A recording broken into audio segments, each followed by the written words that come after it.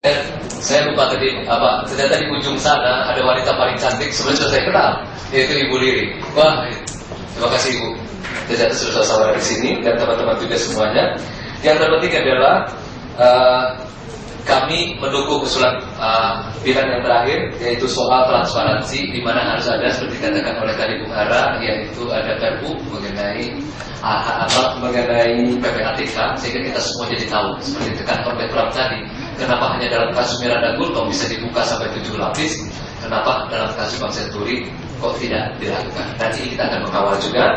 Dan peringatan kepada orang yang ingin melawan upaya pembongkaran korupsi melalui Bank Senturi ini, bahwa siapapun yang melawan upaya membongkar korupsi dan mafia hukum ini, terutama dalam kasus Bank Senturi, akan berlawanan dengan dua parlemen. Paling tidak anak-anak muda yang ada di sini yang ada parlemen secara normal, ada Pram, ada Ara dan kawan-kawan, dan parlemen jalanan tentu saja, parlemen jalanan. Dan kami sekaligus juga pada saat ini ingin mengundang bahwa dukungan kami sepenuhnya 100%, jangan lagi disangsikan bahwa kompak itu hanya ingin berkelahi dengan DPR, itu salah.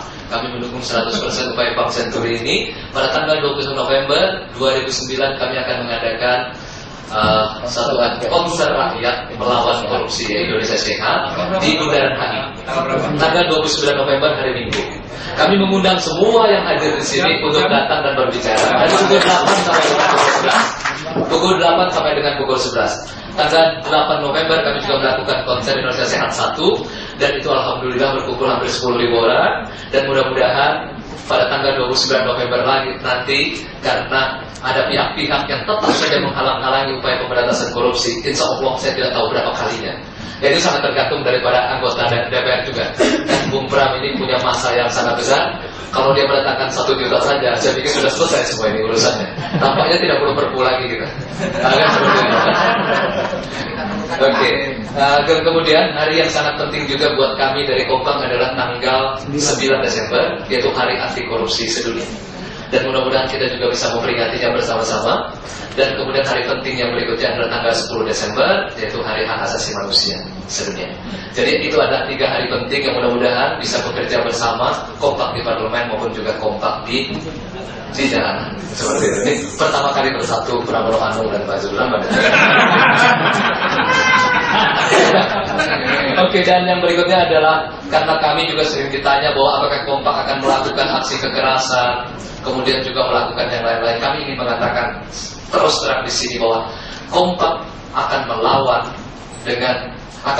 setiap akan melawan para koruptor maupun para mafia hukum itu dengan sebaik-baiknya dan sehormat-hormatnya, secara damai tanpa kekerasan. Secara damai tanpa kekerasan. Siapapun yang melakukan aksi tidak damai dan dengan kekerasan, itu bukan koalisi masyarakat sipil anti korupsi. Saya ingin ini dicatat oleh teman-teman semua. Kita semuanya, kalaupun ada perubahan di Republik ini, semuanya dengan damai dan tanpa kekerasan. Kalau saya tanya, ini kan Anda datang pada yang pengusung ini, ya, Anda kan menemui juga yang awalnya menolak itu. Yang menolak sama sekali tidak. Kami 100% hanya menemui mereka yang mendukung BPU. Karena buang-buang umur kalau kami menemui. Dokter itu datang buat yang sakit. Ya, itu yang saya pahami. betul. Kami hanya datang kepada mereka 260 orang yang betul-betul memang mendukung hak angket, termasuk juga kepada DPD 132 orang yang mendukung hak angket. Kami tidak ingin membuang-buang usia Republik ini hanya berurusan dengan orang-orang yang seperti ini. Mereka yang menghalangi kita tinggalkan, dan biarkanlah Republik ini menjadi jaya di masa depan. Tapi catatan yang terakhir adalah dari semua teman-teman, ternyata ada upaya penggembosan terhadap panitia angket ini. Mari kita lawan bersama-sama dengan sebaik-baiknya, sehormat-hormatnya, secara damai tanpa kekerasan.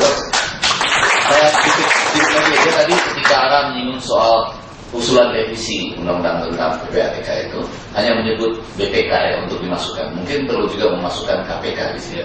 Ya, jadi bukan hanya kepolisian, kejaksaan, BPK, tapi juga Boleh tambah kompak juga boleh kan? KPK dan kompak. Dan ya setelah melalui nanti proses penyadapan telepon Anda lah. Tapi 4 poin tadi perlu kita catat, artinya kompak juga harus begitu. Jadi kita sambut juga nih 4 poin yang Anda sampaikan, kita sambut. Mudah-mudahan semua kompak yang ada di sini juga begitu. Kita pegang integritas itu, bahwa yang pertama, kompak juga tidak bisa dibeli atau dibayar. Yang kedua, kompak juga tidak bisa ditakut-takuti. Kalau kami takuti nanti kami lapor DPR gitu ya. Yang ketiga, kita juga tidak bisa dibodoh-bodohi.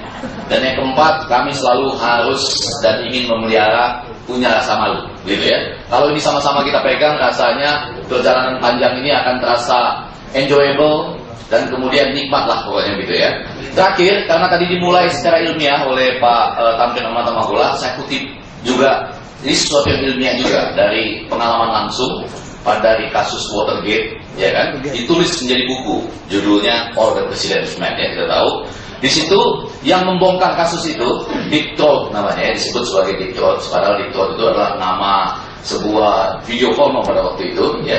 Tapi diibaratkan Deep Throat mengatakan seperti ini. Deep Throat said, it was a big operation involving FBI and law enforcement agencies. Lalu tipsnya, follow the money. It will lead you to the most powerful man in the White House. Kira-kira seperti itu ya. Terjemahannya kita simpan di dalam hati kita masing-masing.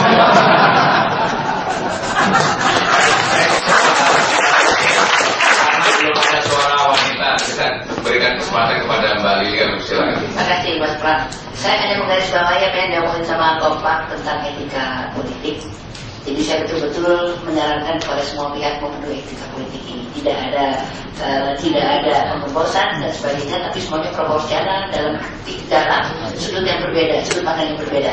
Proporsional siapa yang duluan mengusung angket ini, itulah yang harus diberikan kesempatan untuk memimpin panitia angket.